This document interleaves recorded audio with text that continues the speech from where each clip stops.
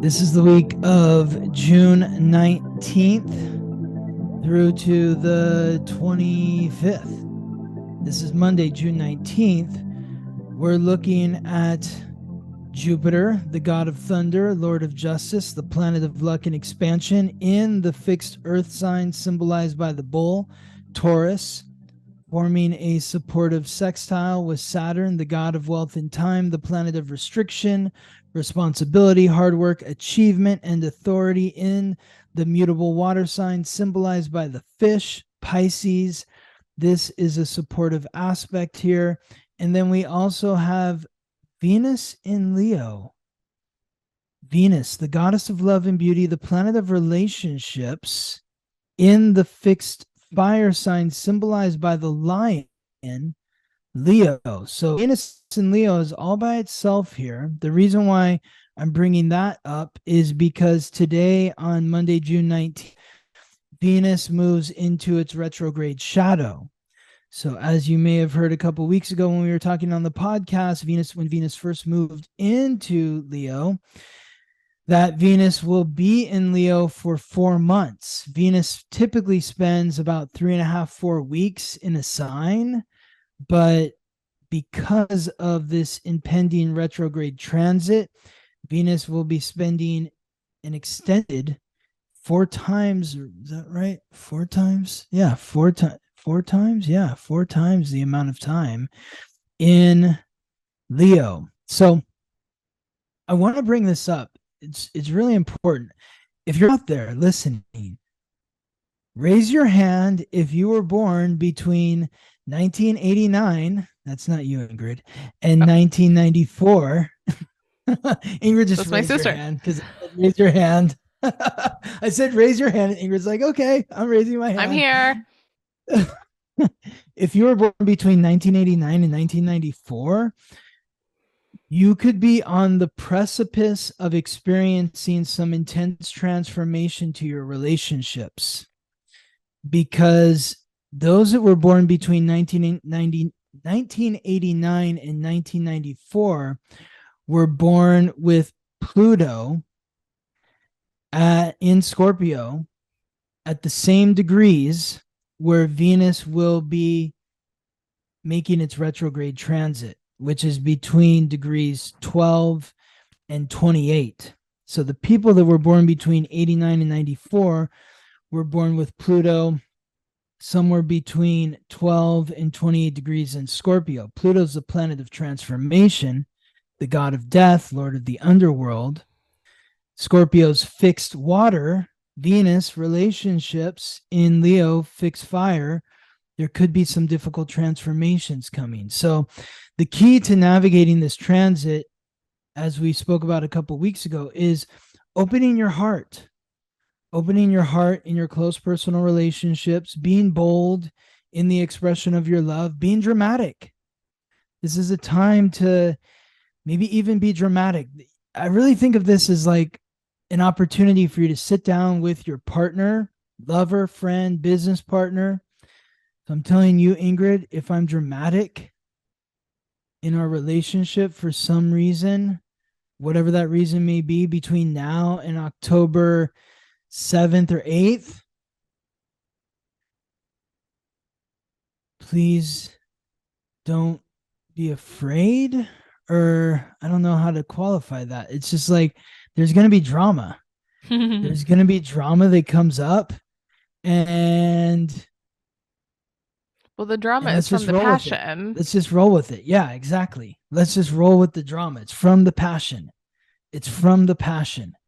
And we're clearing out, like, I just like imagine there being like gunk that's just like sitting around the heart. Just like if you haven't cleaned something for a long time, and it's just, and you need to get, like, I had a client tell me that they were cleaning their couches with like a power scrubber or something, like an electric power scrubber, and he's like, you could see the dirt, like you could, where the line was in the couch. From that's kind of what I feel like what's happening with our heart during this Venus in Leo retrograde that is coming up here. The retrograde begins on July 22nd. It ends on September 3rd, and it moves out of its retrograde shadow on October 7th. So during this period, play. Allow yourself to play in relationship. Be dramatic. Be expressive. Be bold. And when I say play, that's it. It's play. It's not real. So if I freak out and I start screaming and yelling, I still love you. And that's why I'm doing it, is because I'm feeling a lot of passion, like you said.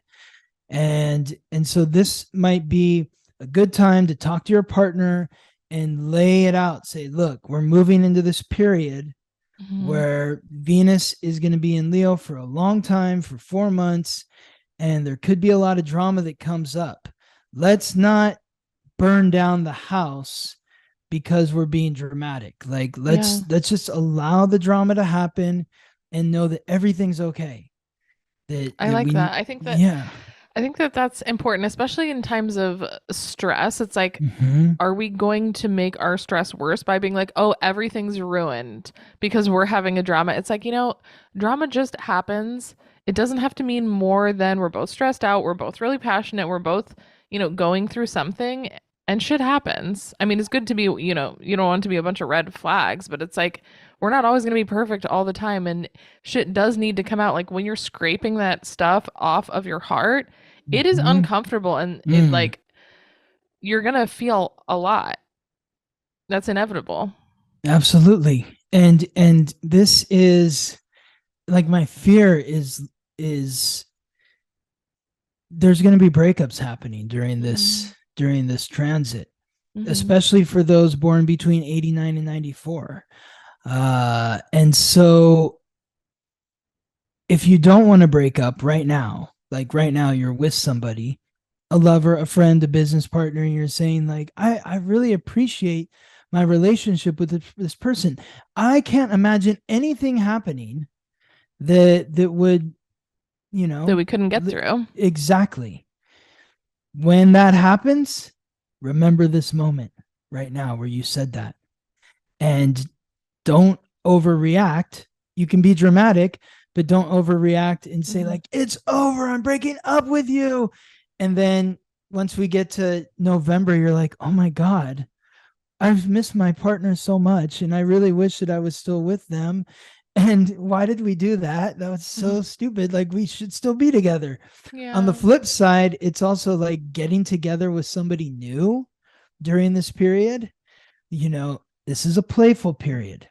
It's not serious. So don't get too serious with somebody during this period. Be playful, have fun, enjoy yourself. But this is not the time to make any lifetime commitments to somebody new.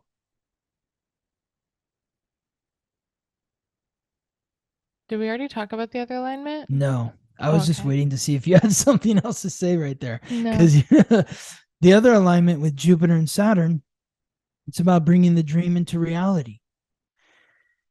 It's about Jupiter expanding your values, what's important to you, your self-worth.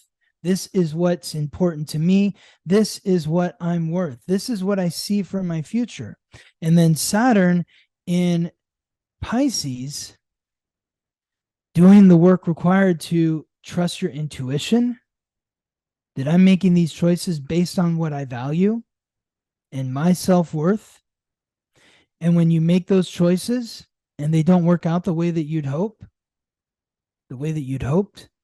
show yourself compassion and show empathy to those that are also involved in the decision making, whatever the circumstance is, rather than blaming yourself, blaming other people, feeling shameful, feeling regretful. Showing yourself compassion, being empathetic to others, and having faith, believing in what it is you want. What is your dream based on your self-worth? What is that dream? Have faith that it's going to come into fruition. This could be a very powerful time to manifest what it is you fantasize about into reality. Well, once you know your values and what you're worth, then it becomes easier to dream about the future. If you don't even know it's like it can be a lot of confusion if you don't know your values. You can't plan for the future if you don't know what's important to you. What are you planning? You have no idea. Exactly. You're floating around. Yes. So the more you're grounded in reality, the more you're actually able to dream up something for your future. Yes. If you don't know your value, your self-worth, then how can you get what you want? Because you don't even know. That's true. So this is an alignment that we're going to be talking about for several days this week, because Jupiter is really in alignment with Saturn in a very strong way from June 14th to the 24th. So